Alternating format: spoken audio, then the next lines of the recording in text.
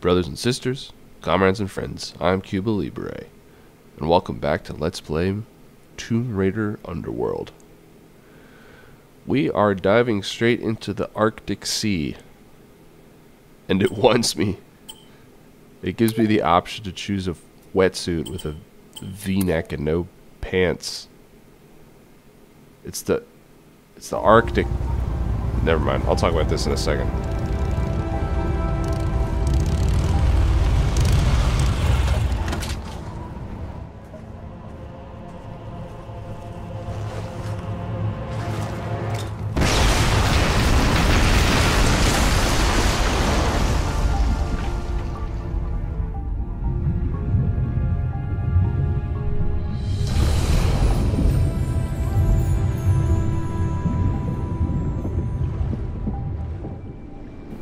See?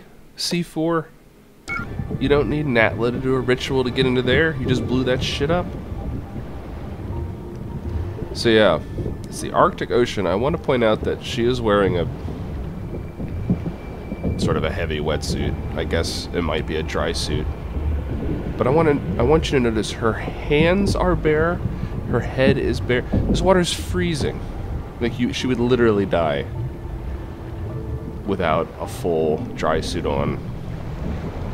And still no flippers. Now the flippers is not cold related, but you just can't swim like this without... I guess this is just me. My scuba diving past getting in the way of video game enjoyment.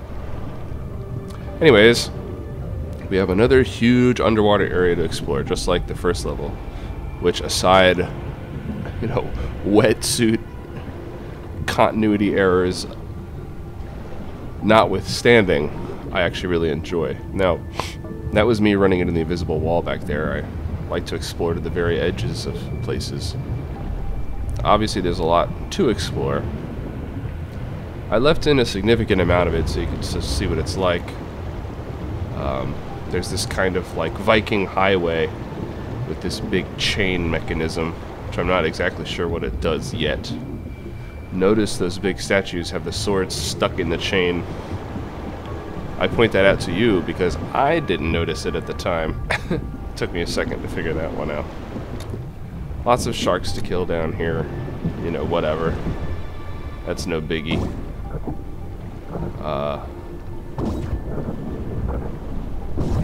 I will say this, at least she's wearing boots, so when we finally do get inside, she won't be completely barefoot. So that's a plus, I guess. Craziness. Anyways, let's ooh, some busted gears and I'll be coming back to this in a minute. Anyways, let's speed this exploration stuff up a little bit, shall we?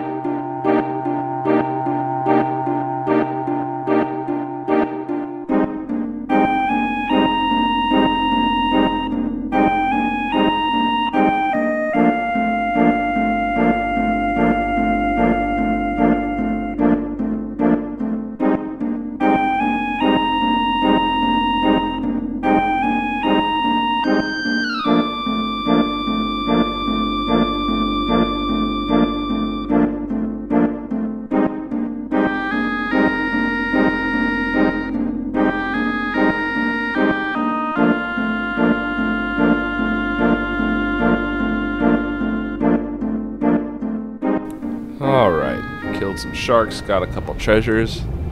Let's grab on this big conspicuous switch. So there's two things to notice.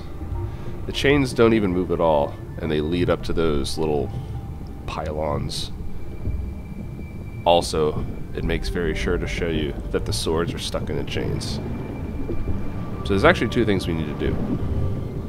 Hey, weirdo red thing.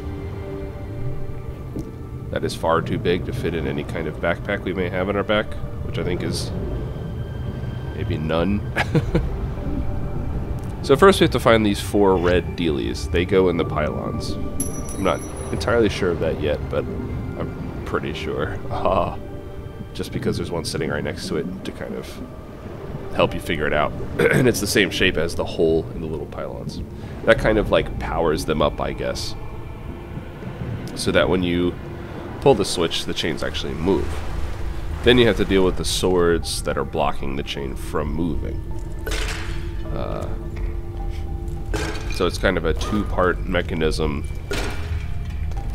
one of which involves a lot of exploration to find those little power cores or whatever scattered about, and the other which involves some, frankly, fairly basic mechanical problem solving to activate some of those statues.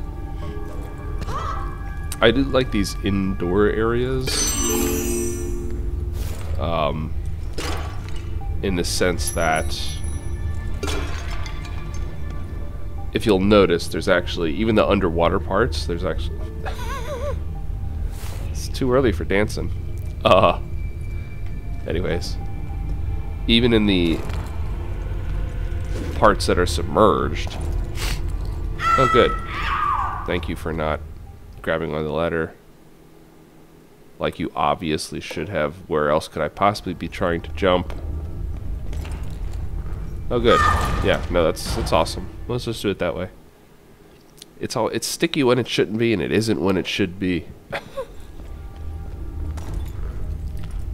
That shouldn't have worked, but it did, so I'm fine with that. There are ledges and ladders and things in the submerged parts, which would, like, you can see that room here that I'm swimming around in right now has enough ledges and things for me to actually complete a platforming challenge if there was no water to get up there. But there is always water. Like, there's no part of this level where the water drains out and you have to go through, you know, without swimming. It's just, I really like things like that, remnants. Once there was a way to get up here. Now it doesn't matter because the place is flooded, but it wasn't always flooded. So when it wasn't flooded, people still needed a way to get up. So I like that bit of the level design.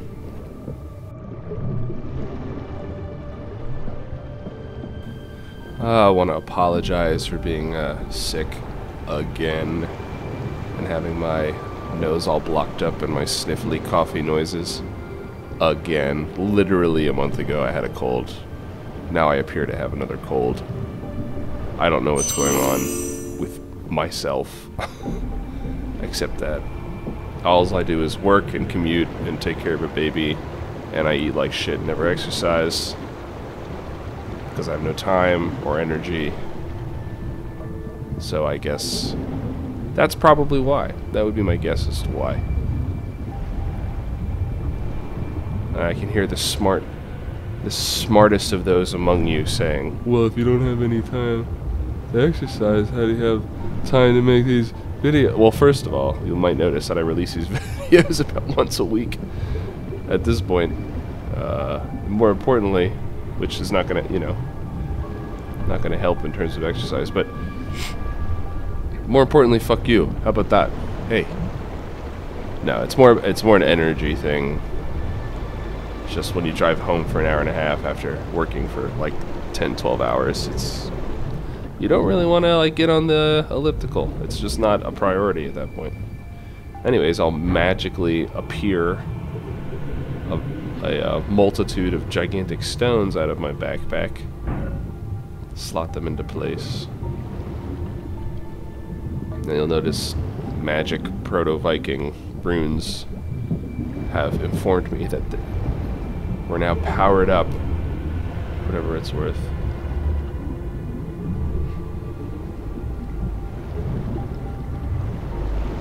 Now it's time to go explore the other half of this temple complex.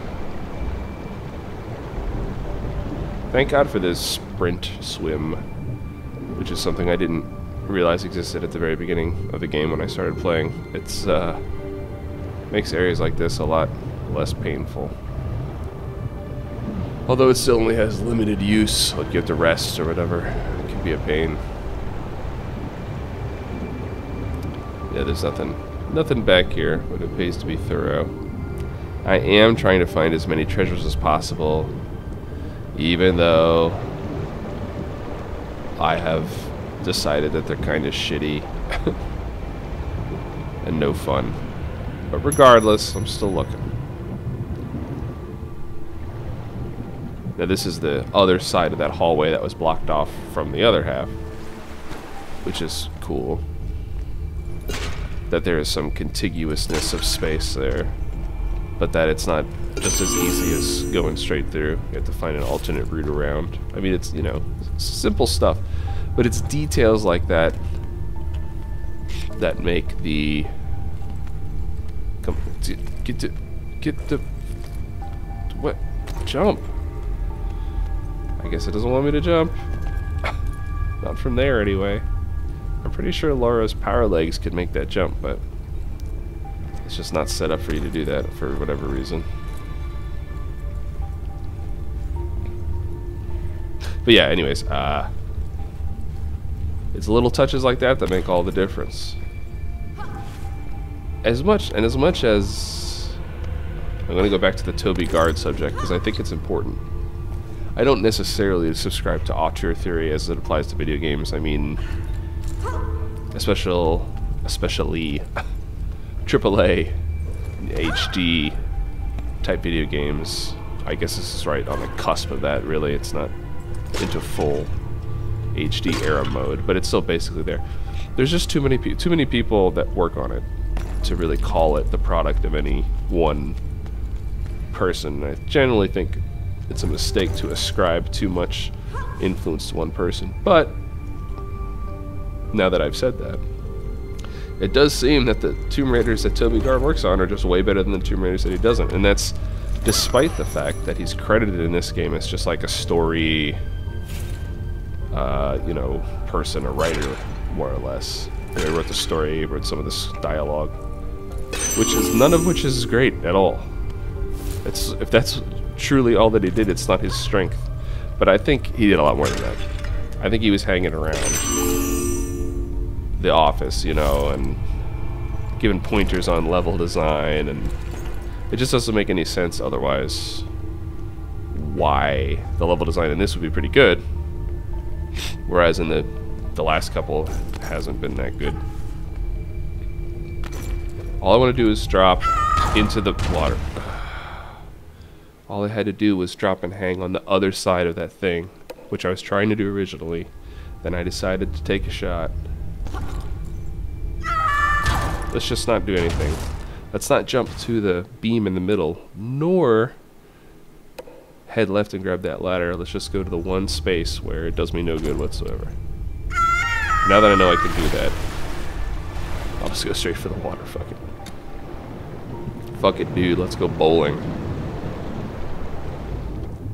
So anyways, that is all of our little alien Viking power cores recovered. Now, at this point, I was either still too dumb to realize about the sword thing, or I just wanted to see what would happen. But now that everything's powered up, let's get the switch. Now the chains move, or attempt to. Ah, those nasty swords. Yeah, I'd like to claim that I was just seeing what would happen. Holy shit, as a shark. I thought I killed them all. I have no idea where he came from. But I think, in actuality, I was just too dumb to see it until the game very blatantly pointed it out to me. So, my bad.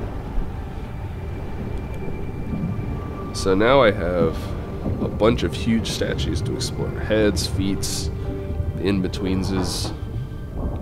It's a lot more exploration to do, but it is the sort of the final segment of exploration in this part. Okay, so obviously that mechanism is broken. Those big fat gears are there to help me fix it. I would have assumed, when I saw them, I thought it was just sort of like environmental destruction decoration to show me the thing had broken, not an actual active piece of a puzzle, because I assumed I wouldn't be able to like move these giant stone gears around. But it turns out they happen to be imbued with magic Thor belt runes, so I can move them. Which there's, you know, no way to tell until you swim right up to them. Also, sort of uninterestingly, the two gears are exactly the same. You just need to slot them in both available spots. There's no like thinking required here, other than to get the idea to pick them up in the first place. You don't have to like arrange the gears in any way. Slightly missed opportunity, one could argue, but you know, I'm not going to complain too much. Not every puzzle needs to have like 18 steps to be legitimate. So there we go. That's our first sword down.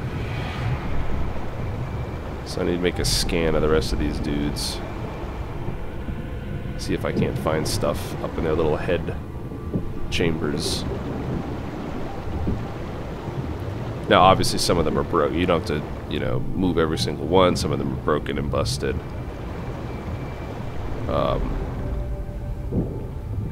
That one appears already to be out. Like the mechanism appears to be working, but the sword has already been removed. So, while I didn't actually try it in the game, I assume that flipping the switch will actually, you know, impede your progress by placing the sword back into the chain. So I considered myself slightly intelligent for seeing that ahead of time. That one's easy, just gotta pull it. No big deal. Hey, it was Free Comic Book Day today. Today was the first Saturday in May. And, which just goes to show, if you've been following how, how long it's been taking me to do these videos, but, yeah, I went down to the comic book shop. It's within walking distance. Which I've never actually been into before because I'm not a comics person, really. But I got a whole stack of free-ass comics, and they were all terrible. I didn't like a single one. There were some big names in there, some small names that I'd still heard of because of just my general association with nerd culture. There was really like a dozen comics that are awesome. I bought a couple of them. I bought Pax Romana, All-Star Superman. Those obviously were not free. Anyways, I just wanted to bitch about the general quality of comic books and how just sort of generically boring most of them are. They just didn't, all genres. There's some zombie bullshit ones and some like whimsical ones and some, you know, pulpy adventure ones and some more dramatic, serious crime / western gritty ones. They all fucking sucked. I'm not gonna bother to name names, mostly because I don't remember them at this point, having just finished reading them like a half an hour before I started recording this. But like, yeah, if any of you people are comics people, why are so many of them so shitty? I mean, I guess maybe I'm just getting picky and pretentious in my old age. I mean, I pretty much feel the same way about video games at this point. Not so much about movies. I'll watch a shitty movie and not care. I don't know why. Anyways. Oh, so this is a theme. This is why I'm speeding it up. This whole area is just one long hallway with these little pieces of hallway off to the sides. You always go the way you're not supposed to go first. There's inevitably a little treasure. And it'd be okay. I mean, it'd be a reasonable piece of level design if it was like once or maybe twice, but it's like 4 or 5 times, as you can see. I just sped through it because it's completely uninteresting. and utterly predictable. It's kind of annoying and weird. I don't know why they decided to do that. That's just a bad idea. That wasn't even on her back that I could see. Also, how's she planning on getting out? Nah, never mind. Forget it.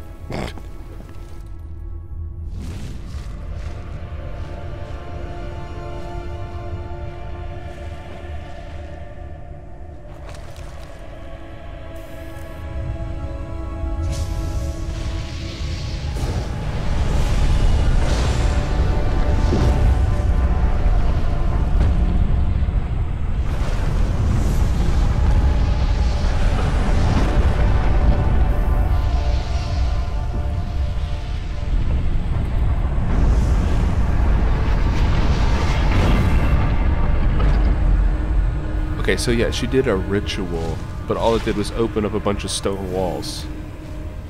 You know what else opens up stone walls? Fucking plastic explosives. Demolitions. I don't know. Maybe it's too unstable down here. Anyways, we are not officially done with this level yet, but this room is its whole own series of crazy puzzles. So we're gonna stop it here before we have to get involved with these assholes. I'm CubaLibre. Thanks for watching, and I'll see ya next mission.